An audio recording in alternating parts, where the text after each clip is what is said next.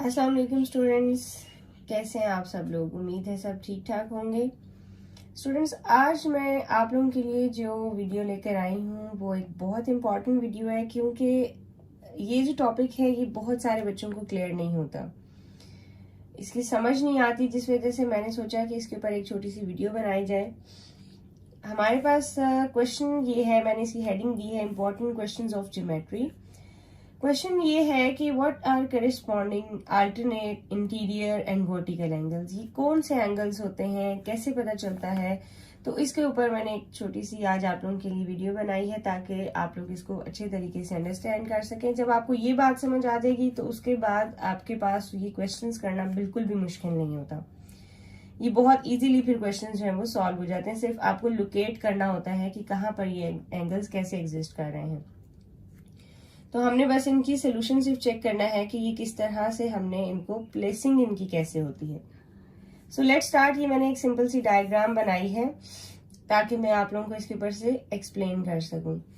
पहला है हमारे पास व्हाट आर करेस्पॉन्डिंग एंगल्स कौन से होते हैं। स्टूडेंट्स, पहले आपको ये पता होना चाहिए कि अगर दो लाइंस पैरेलल हैं, यहाँ मेरे पास ए डी और ई एच, ये दो लाइंस पैरेलल हैं। ठीक है स्टूडेंट्स, ये मैं आपको समझाने के लिए ये मैंने एक डायग्राम बनाई है और उसमें मैं आपको बता देती हूँ कि ए डी और ई एच जो है वो पैरेलल लाइंस हैं। ये वाली लाइन और ये लाइन, ये दोनों आपस में अगर पैरेलल हैं तो अब इसमें करस्पॉन्डिंग एंगल्स कौन से होंगे। ये दोनों अगर पैरेलल हैं तो इनके करस्पॉन्डिंग एंगल्स हमारे पास ऐसे होंगे कि अगर इन्हें कोई लाइन कट कर रही है, फॉर एग्जाम्पल इन दोनों को ये लाइन कट कर रही है, तो इनके ये एंगल करस्पॉन्डिंग का मतलब होता है एट द सेम प्लेस। वो एंगल्स जो एक ही जगह पर आ रहे हो, लाइंस के कॉर्नर्स आप कह सकते हैं, यू कैन से। ठीक है स्टूडेंट्स, तो ये हमारे पास करस्पॉन्डिंग एंगल्स हो गए हैं, यानी एफ के अंदर बनने वाला एंगल और बी के अंदर। सिमिलरली आप इसको ऐसे भी कर सकते हैं कि ये एंगल और ये एंगल, इसका एक ये इनसाइड वाला और एक ये, तो ये दोनों भी हमारे पास जो है वो करस्पॉन्डिंग एंगल्स बन जाएंगे ऐसे। ये होते हैं हमारे पास करस्पॉन्डिंग एंगल्स। इसी लाइन के लिए भी आप सेम रिपीट कर सकते हैं कि ये एंगल और ये एंगल, या फिर ये या ये, तो ये हमारे पास क्या हो जाएंगे, करस्पॉन्डिंग एंगल्स हो जाएंगे हमेशा। लेकिन लाइंस का पैरेलल होना जरूरी है, यानी ये दो लाइन आपके पास पैरेलल थी, पैरेलल हुई तो उनको एक लाइन ने ऊपर से कट कर दिया, किसी ट्रांसवर्सल ने कट कर दिया उन्हें। तो जब उन लाइंस को ट्रांसवर्सल ने कट किया तो फिर हमारे पास जो कॉर्नर एंगल्स बने उनको हम करस्पॉन्डिंग एंगल्स कहेंगे। अंदर वाले के लिए मतलब ये लाइन कट कर रही है तो लाइन के ऊपर ये एंगल बन रहा है, तो यहाँ भी ये वाला, ये आपस में करस्पॉन्डिंग। इस लाइन के नीचे वाला ये है तो फिर उसका भी ये करस्पॉन्डिंग हो जाएगा। ठीक है स्टूडेंट्स, ये आपको समझ आ गई करस्पॉन्डिंग की। नेक्स्ट हम देखते हैं अल्टरनेट एंगल्स कौन से होते हैं। अल्टरनेट का मतलब आपको लफ्ज इस वर्ड से ही समझ आ रहा होगा। अल्टरनेट का मतलब होता है कि एक दूसरे के मुखालिफ, अगेंस्ट। ठीक है, तो अल्टरनेट एंगल्स हमारे पास क्या है कि आपने इनकी देखनी है कि अगर दो लाइंस पैरेलल हैं, ठीक है। अल्टरनेट एंगल्स के लिए मैं एक आसान से आपको टिप बता देती हूँ कि अल्टरनेट एंगल्स के लिए जेड बनना जरूरी होता है। जेड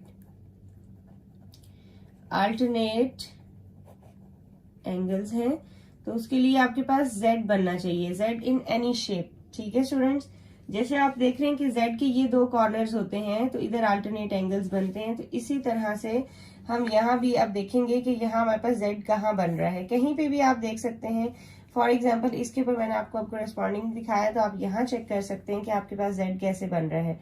ये देखें, आप ऐसे मूव करते हैं, फिर यूं मूव करते हैं, फिर यूं, तो आपके पास ये और ये दोनों अल्टरनेट एंगल्स हैं। या फिर ये वाले और ये वाले, these are the alternate angles. ठीक है स्टूडेंट्स, ये आपको मैंने बताया कि ये है ऐसे, फिर ऐसे, फिर ऐसे, तो ये आपके पास जो एंगल्स बन रहे हैं, लेकिन ऑपोजिट साइड्स पे वो क्या है, कॉर्नर एंगल्स हैं। यानी आपके पास ये जेड के हमेशा जो होते हैं दो कॉर्नर्स, उन पे जो एंगल्स बनते हैं वो अल्टरनेट एंगल्स कहलाते हैं। ठीक है, मेरा ख्याल अब आप लोगों को समझ आ गई होगी कि इस तरह से जाएं और फिर ऐसे, तो एक एंगल आपके पास ये बन रहा है, एक एंगल ये बन रहा है, ये दोनों आपके पास अल्टरनेट है। या फिर आप ये एंगल भी ले सकते हैं और ये एंगल भी ले सकते हैं, तो ये भी अल्टरनेट एंगल्स हैं। ठीक है, ये हो गए अल्टरनेट एंगल्स। फिर है इंटीरियर एंगल्स। इंटीरियर एंगल्स के लिए हम लोग एक छोटा सा स्केच आपको मैं और बना देती हूँ ताकि आप लोगों को अच्छे तरीके से इसकी समझ आ जाए। इंटीरियर एंगल्स के बाद इंटीरियर एंगल्स के लिए हम देखते हैं, इंटीरियर एंगल्स के लिए भी आपके पास दो लाइंस का पैरेलल होना जरूरी है। फॉर एग्जांपल अगेन मैं आपको ये डायग्राम ड्रॉ करके दिखाती हूँ। ये हमारे पास एक डायग्राम है, उसको कोई भी लाइन है वो कट कर रही है, ठीक है, ऐसे। ये अब दो लाइंस हैं, दो पैरेलल लाइंस को कट कर रहे हैं, ये दोनों हमारे पास पैरेलल लाइंस हैं ये, ठीक है। अगर ये दो पैरेलल लाइंस हैं तो इन दो पैरेलल लाइंस को जहां पर कोई ट्रांसवर्सल कट कर रहा है वो बनने वाले एंगल्स इंटीरियर एंगल्स होंगे, ठीक है। कैसे, ये देखें, ये है इसका और ये इंटीरियर का मतलब आपने ये नहीं लेना कि अंदर वाले एंगल्स। इंटीरियर एंगल्स बेसिकली हमने ये देखना होता है कि जब भी कोई दो लाइंस हमारे पास पैरेलल हैं, उनको कोई ट्रांसवर्सल कट करता है तो फिर जिस पॉइंट पर वो कट करता है वहां पर बनने वाले एंगल्स इंटीरियर होते हैं।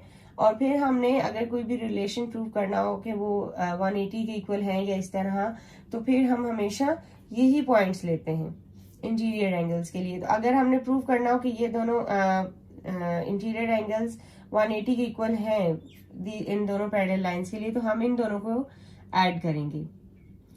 ये आपके पास इंटीरियर एंगल्स आ गए। नेक्स्ट है the last is the vertical angles.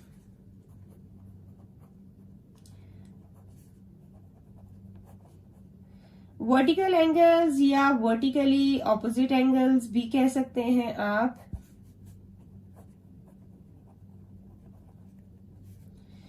Vertical angles वो होते हैं कि जब दो लाइंस कट करें, उसके लिए आपको ये डायग्राम की जरूरत नहीं है, आप वैसे भी सिंपल भी समझ सकते हैं कि क्रॉस बनना चाहिए। जैसे कि ये आप देख रहे हैं कि क्रॉस बन रहा है हमारे पास, ठीक है। एक लाइन यहां से जा रही है, एक लाइन यहां से आ रही है, तो ये आपके पास एक क्रॉस बन गया। इस क्रॉस में ये दो एंगल्स जो बन रहे हैं, these are the vertically opposite angles, ये वाले, ठीक है। ये आपके पास वर्टिकली ऑपोजिट या वर्टिकल एंगल्स आप इन्हें कह सकते हैं। क्यों? क्रॉस के ऊपर नीचे हमेशा जो एंगल्स बनते हैं those are the vertically opposite angles. Vertically मतलब एक दूसरे के ऊपर नीचे, तो ये एक दूसरे के ऊपर नीचे आते हैं। इसी तरह आप ये वाले और ये वाले भी कह सकते हैं, ये भी आपस में वर्टिकली एंगल वर्टिकली ऑपोजिट होंगे क्योंकि इनके लिए भी हमारे पास एक क्रॉस बन रहा है, ठीक है। तो ये आपको मैंने शॉर्ट सा एक समझाने के लिए मैंने ये स्टार्ट किया ताकि आप लोगों को समझ आ जाए कि एंगल्स को हम लोग लोकेट किस तरह से करते हैं। ये इसके बाद हम लोग चलते हैं 10B के क्वेश्चन नंबर 1 की तरफ, ताकि आप लोग क्वेश्चन नंबर 1 जो है वो स्टार्ट कर सकें और उसकी समझ आ जाए।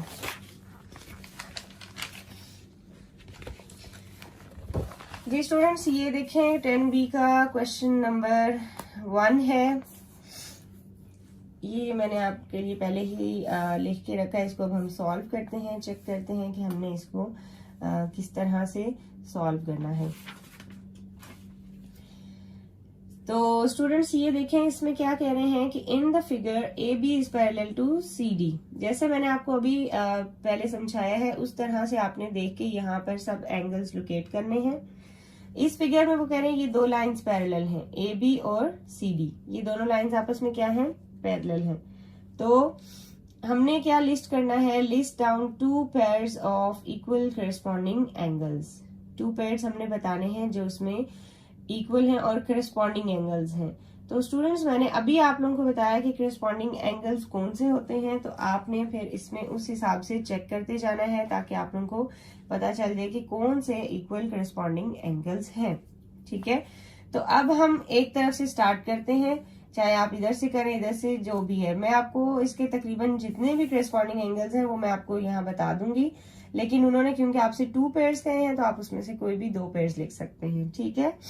इसमें बहुत सारे करस्पॉन्डिंग एंगल्स बन रहे हैं, एट एवरी एंड पॉइंट हमारे पास बन रहे हैं। जैसे कि आप ये देखें, अगर हम यहाँ से स्टार्ट करें तो मैंने आपको अभी बताया था कि एक लाइन जब दो पैरेलल लाइंस को कट करती है तो हमारे पास पहले ये BXR आएगा। ये लाइन यहाँ कट कर रही है तो एक ये एंगल बनेगा, ठीक है। फर्स्ट पेयर हम लिखेंगे,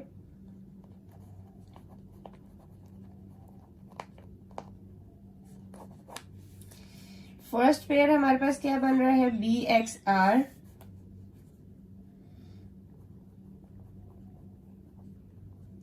जिस पॉइंट पर एंगल बनता है उस पर आप ये छोटी सी कैप बना सकते हैं ताकि पता लगे कि इस पॉइंट पे एंगल है। अब बी एक्स आर का साथ करस्पॉन्डिंग एंगल कौन सा होगा, ये है, तो डेफिनेटली इसके लिए सेम प्लेस ये बन रही है, तो इसलिए ये डी जेड आर लिखेंगे।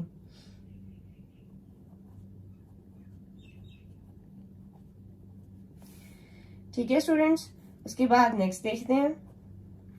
अब आप ये देखें, ये हमारे पास है बी एक्स आर और ये डी जेड आर हो गया। अब हम जाएंगे A X R C Z R, क्योंकि ये हमने बाहर वाले एंगल लिए हैं तो अब हम अंदर वाले एंगल भी ले सकते हैं, वो भी करस्पॉन्डिंग है।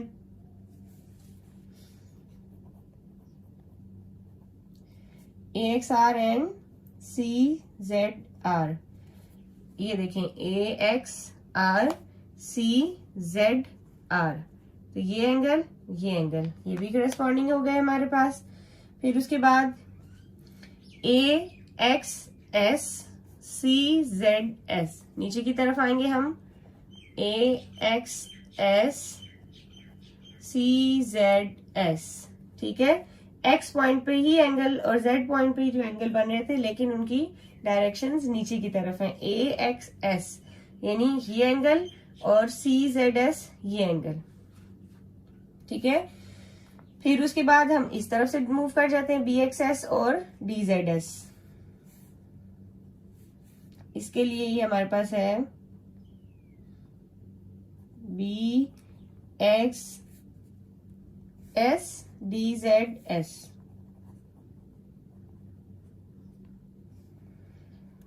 उसके बाद अब हम ये पॉइंट्स हमारे कंप्लीट हो गए, इसके ऊपर चारों एंगल्स हम लोगों ने डिस्कस कर लिए हैं। अब ये जो पॉइंट्स हैं इनके ऊपर हम एंगल्स बताएंगे, ठीक है। तो B W P D Y P,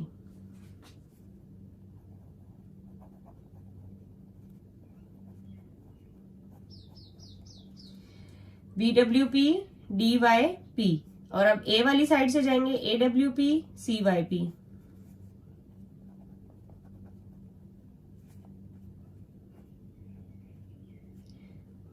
end में पेयर्स के दरमियान लगा रही हूं और कॉमा यानी नेक्स्ट पेयर स्टार्ट हो रहा है आपके पास। ए डब्ल्यू पी और सी वाई पी हो गया, ठीक है। A W P C Y P यानी ये एंगल एक एक जगह सेम जगहों पे आ रहे हैं, तो इसलिए ये करस्पॉन्डिंग एंगल्स हो गए हमारे पास। अब हमने क्या करना है, डाउनवर्ड्स मूव करेंगे हम, ए डब्ल्यू क्यू और सी वाई क्यू,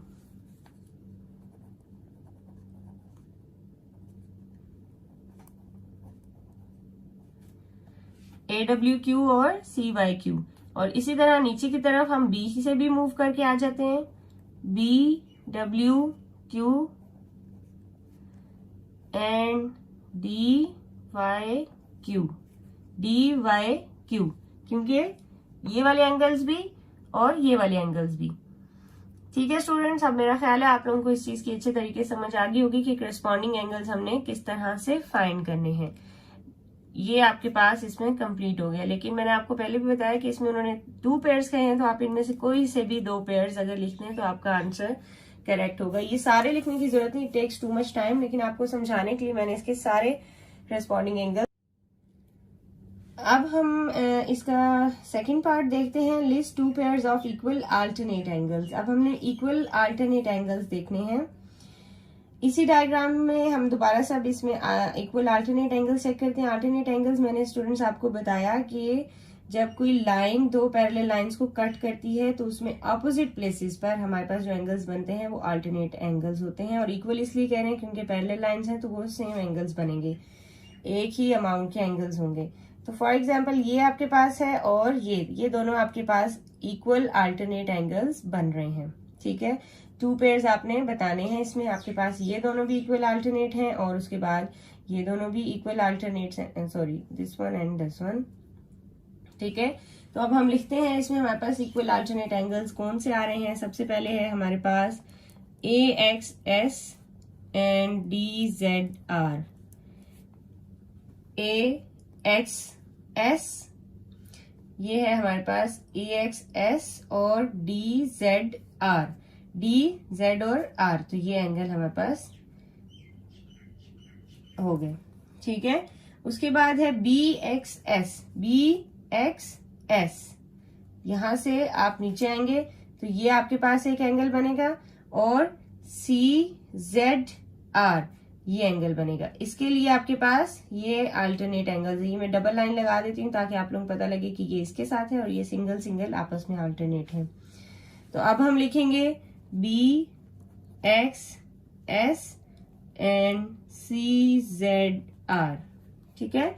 ये हमारे पास हो गए दूसरा पेयर ऑफ अल्टरनेट एंगल्स। इसीलिए इसी तरह इन पॉइंट्स पर भी अल्टरनेट एंगल्स बन रहे हैं। अल्टरनेट एंगल्स, अच्छा एक और बात है, ये अपने जो पैरेलल लाइंस होती हैं उनके इनसाइड ही आपने अल्टरनेट एंगल्स फाइंड करने हैं, ठीक है। इनसाइड आपको ये दो पेयर्स मिले हैं, इसलिए आपने ये लिख दिए हैं। अब इसके अंदर भी हमारे पास दो ही पेयर्स होंगे अल्टरनेट एंगल्स के, एक ये वाला इसके साथ और ये वाला इसके साथ। तो हम लिख देते हैं, इनके नेम्स कैसे आएंगे, AWQ एंड DYP। AWQ ये एंगल और DYP ये एंगल, ये दोनों आपस में अल्टरनेट एंगल्स हैं। फिर उसके बाद BWQ एंड DYP, BWQ ये एंगल, इसको हम डबल कर देते हैं, और DYP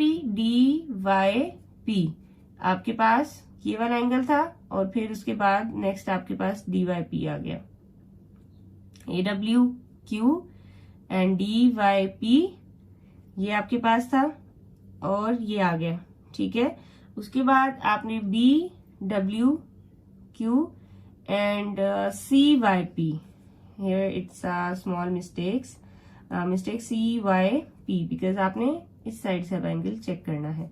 ये एंगल और ये एंगल आपस में अल्टरनेट हो गए हैं, ठीक है।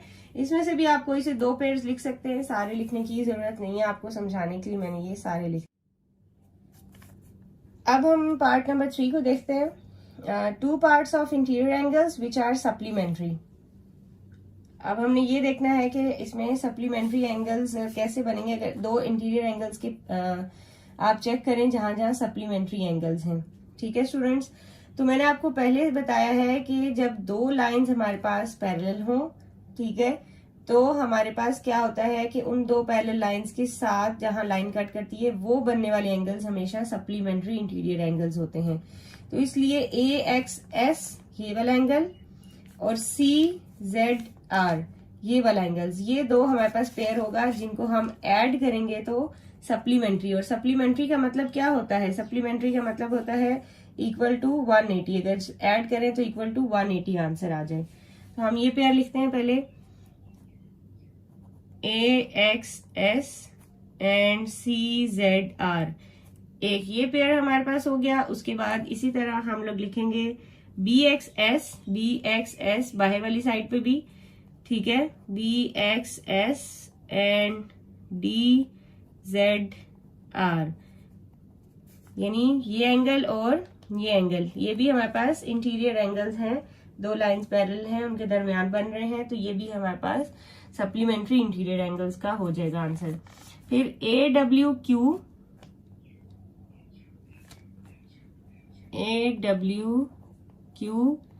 एंड CYP ये एंगल CYP। फिर उसके बाद इनसाइड वाले एंगल ले लेते हैं, BWQ एंड DYP ये इनसाइड वाले आ जाएंगे हमारे पास, ठीक है स्टूडेंट्स। उसके बाद हम देखते हैं part number B। Part number B है हमारे पास, is BWQ equals to AXR। क्या ये BWQ बनने वाला एंगल, ये एंगल दिस ये वाला एंगल जो है हमारे पास BWQ, इसको मैं डबल लाइन कर देती हूँ। कह रहे हैं क्या BWQ पे बनने वाला एंगल AXR के इक्वल होगा, यानी ये ऐसे, ये एंगल और ये एंगल, क्या ये दोनों आपके पास एंगल्स जो हैं वो इक्वल हैं या नहीं। ठीक है, आपने ये बताना है कि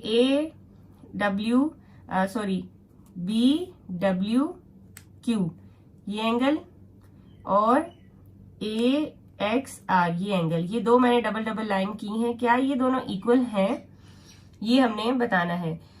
तो स्टूडेंट्स ये दोनों इक्वल नहीं है, क्योंकि मैंने आपको पहले बताया है कि इक्वल अल्टरनेट एंगल्स के लिए दो लाइंस का पैरेलल होना जरूरी है। तो ये जो दो एंगल्स हैं ये एक ही लाइन है, और ये जो दो लाइंस कट कर रही हैं ये कोई भी लाइन यहाँ पैरेलल नहीं है। तो इसलिए आपने कहना है no, BWQ is not equal to AXR, because छोटा सा आपने रीजन लिखना है, और वो ये कि PQ और RS पैरेलल नहीं है। ये मैंने पैरेलल लाइन के ऊपर कट लगा दिया है कि PQ और RS पैरेलल नहीं है, क्योंकि ये PQ और ये RS ये इनके साथ एंगल्स बन रहे थे, इसलिए ये पैरेलल नहीं है, इसलिए ये हमारे पास एंगल्स इक्वल नहीं होंगे।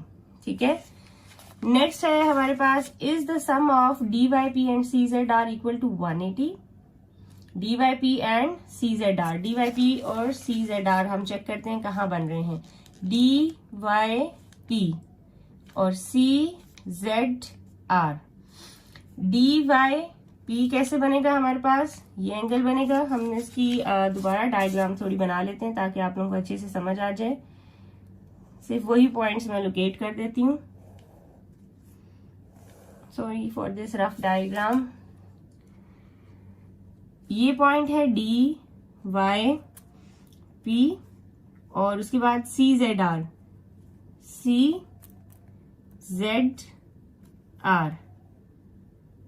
अब आपको इजीली समझ आ जाएगी। ये देखें, DYP ये एंगल है और CZR ये एंगल है। वो कह रहे हैं क्या ये दोनों का सम इक्वल होगा 180 के? आप अपना आंसर एक्सप्लेन करें। तो स्टूडेंट्स इसका आंसर भी सेम ऊपर वाले पार्ट की तरह ही है कि ये इक्वल नहीं होगा। No, sum of DYP and CZR is not equal to 180 degree, because इसका रीजन तो आपको खुद ही समझ आ गया होगा। इसका रीजन क्या हो सकता है, PQ और RS पैरेलल नहीं है, because PQ is not parallel to RS। ये सिंबल मैं आपको बार बार बता रही हूँ कि इस सिंबल का मतलब होता है नॉट पैरेलल। पैरेलल की दो लाइंस लगाएं, ऊपर कट लगा दें, they are not parallel to RS। Okay students, आज हमने 10B के क्वेश्चन 1 के 3 क्वेश्चन 1 कंप्लीट कर लिए हमने। इंशाल्लाह नेक्स्ट